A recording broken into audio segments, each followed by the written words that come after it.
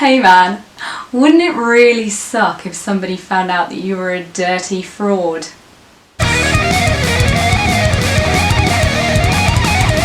Hello and welcome to my channel. My name is Emma Camley. Today we're obviously talking about imposter syndrome. Obviously, because I think you're all dope as fuck and there's no way I think you're a fraud whatsoever. I think you're wicked. Most of us in the creative and freelance community suffer from imposter syndrome, and if you really don't, fucking hell, you need to bottle your confidence and sell it on the black market, because I'll buy 10 bottles of that shit.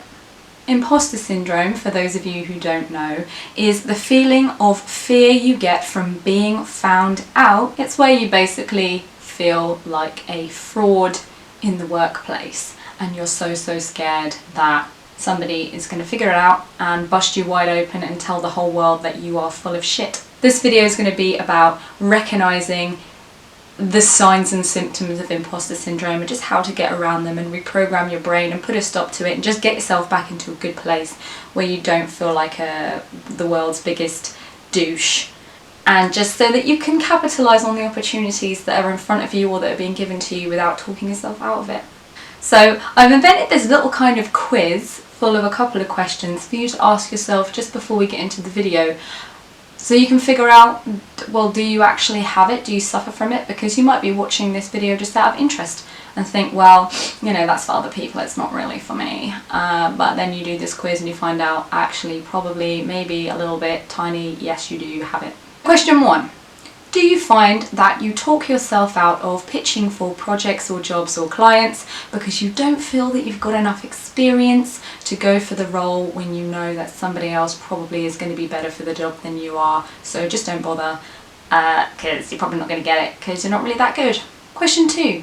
Do you ever undercharge because you're scared that the client's going to walk away, or that you're not really good enough to charge your actual rate or the same rate that everyone else is charging, so you're going to undercharge because you don't really feel like you're able to ask for more, you're not really that valuable or worth that much, you don't have that much experience? Do you make excuses for your success? When somebody tells you that they really are impressed that you managed to score that client, do you say, oh well no, it's only because somebody else turned the job down, or I'm sure that, you know, there were other options but I was the cheapest so I guess they just went with me. Oh, I know someone in the company and that's why they picked me. Oh, I just emailed them at the right time, I guess, I don't know. Do you ever feel like a fraud when somebody compliments you? Like you're undeserving to receive that compliment because they've got you all wrong? Have you ever turned down an opportunity because you didn't quite feel like enough of an expert or qualified enough to take that opportunity that was offered to you, even though the person that was offering it to you felt that you were qualified? So if you answered yes to any of these questions, you're exactly like me. I've done all of these things and I will put my hands up to it. I've done them all, and if you've done them all, you probably have imposter syndrome. Right, how to combat imposter syndrome. So first and foremost, we need to learn to identify these thought patterns whenever they pop up in our brain.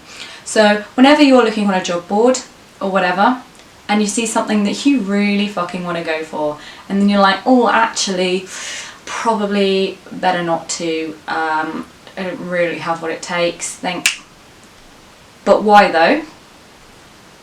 If you're looking maybe at feedback that you've received and you start to think, fuck, I'm such an idiot, or, you know, those negative feelings come in where you begin to doubt yourself, just make a note every time that it happens. Train yourself to recognise when you're starting to feel like this and kind of try to pick out the terms and the words that you're using with yourself, like not good enough, or not qualified enough, or not experienced enough, or anything like that. What is the narrative that you're telling yourself?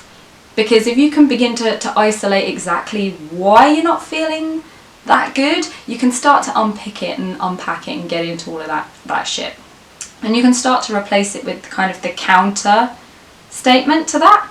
So me, myself, I actually use this technique, and I like to tell myself that I'm content within myself and I am good enough.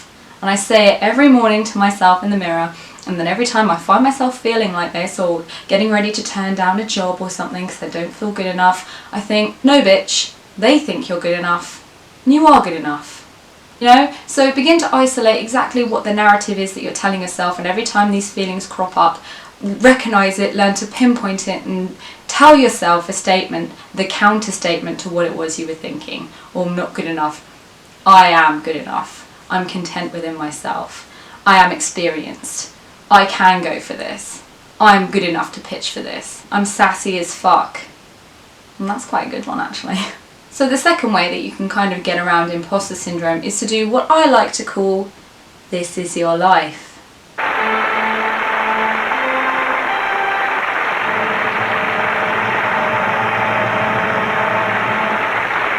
This is your life is basically where you go back through your own career and your portfolio and your client black book, and you look at all the times you fucking smashed the granny out of it. Those times you pitched for a job and you got it. Those times where you got feedback and you were praised.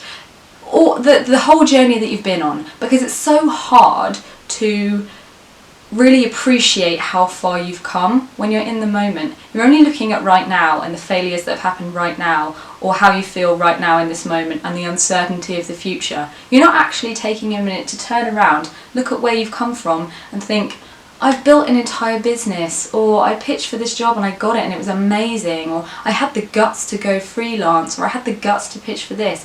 There's so many great things that you've done in your career that are just so unique to you and make you awesome and prove that you are an expert and that you are brilliant and that you are good at your job. And it's really easy and convenient to ignore those when you're feeling a little bit of imposter syndrome because it doesn't fit into the narrative that you want to tell yourself at that time, which is, I'm not good enough, I'm a fraud.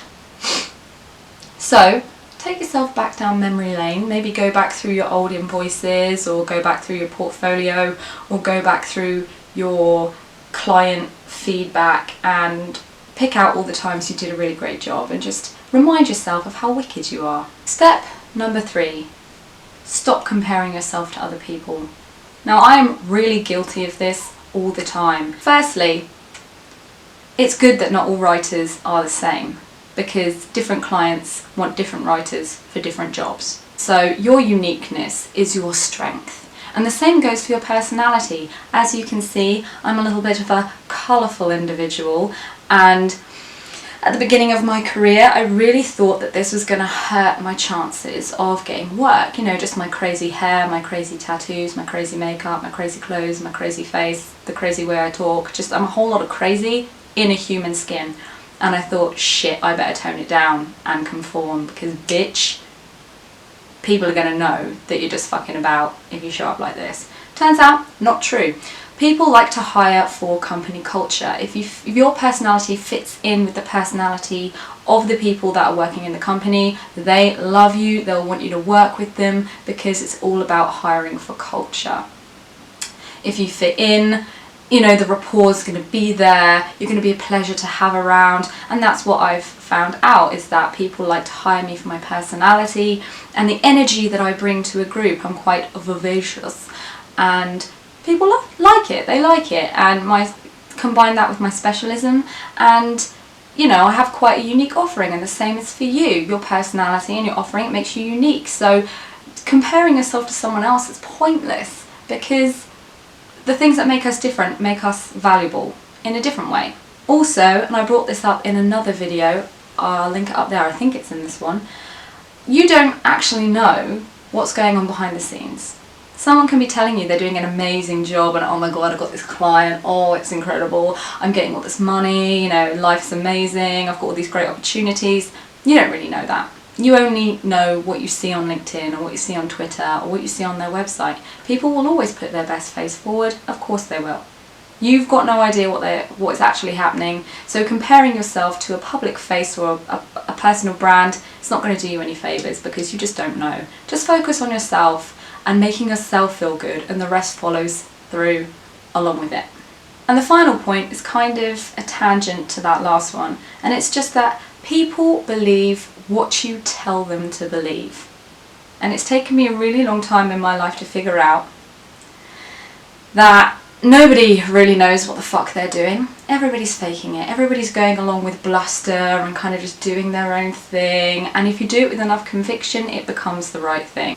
If you're putting out an energy that's a meek, timid, self-doubting energy, people pick up on it and they begin to treat you as though you are weak and that you might not be an expert, because that's subconsciously what you're telling them. So if you go in and kind of go in like the big I am, like, yeah, my ideas matter, I am an expert, that's why you hired me, I've got great ideas, I've got something to bring to the table. And when you're talking with conviction, and you're saying it with conviction, it becomes true. That becomes who you are. So that brings me to the end of the video. Imposter syndrome and how to beat it. If you have any of your own tips on beating imposter syndrome, or anything you like to do whenever you feel a bit manky, leave a comment below and share with everyone else. I'm sure it'll be really helpful indeed. I in fact do have a playlist for times I feel like this, and I'll link that below as well. It's on Spotify, and it's just for those times, you know, before a client meeting or something where I have to just be like, come on bitch, you can do it. I put this particular playlist on and it gets me into character. If you've got any questions that you'd like to ask about this video today, you can also leave a comment below, or you can find me on Twitter at @EJCamley, and I'll happily chat with you there. And until then, I'll see you back here, same time, same place in 2 weeks for more Kiss My A's. Peace out.